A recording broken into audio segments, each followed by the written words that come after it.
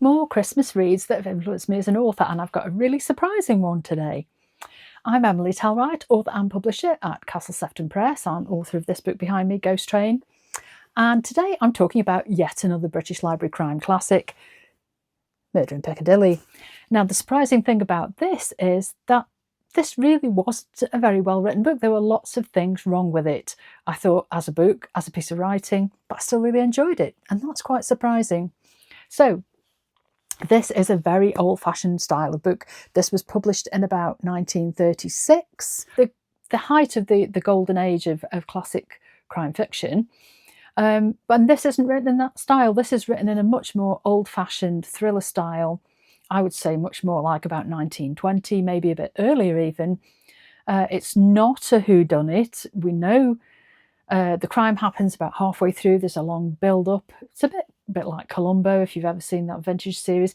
We know who's going to be murdered. We know roughly who's behind it. So it's all about the thriller aspect of the build-up to that and what happens afterwards.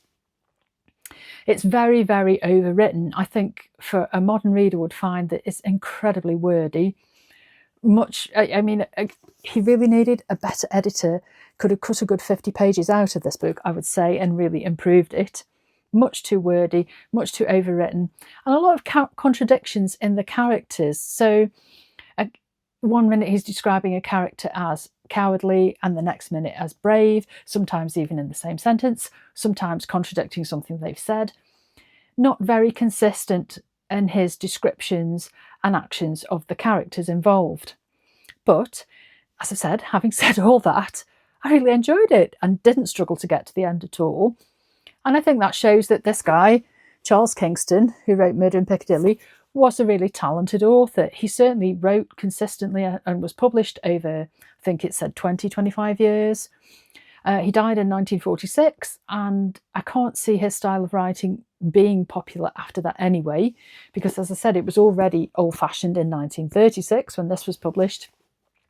But I do think he's someone who, if he'd had better editors and maybe a little bit of coaching, could have been a really good writer, because despite his rather lazy descriptions where he contradicts himself, the characters really do come to life, and the prose has a nice rhythm, enough to carry you through even these rather overwritten wordy passages. So here's a guy, really, I think he had some talent, could have been better served by his editors. I thought it was an enjoyable read, but might not appeal to modern readers as much. See you soon.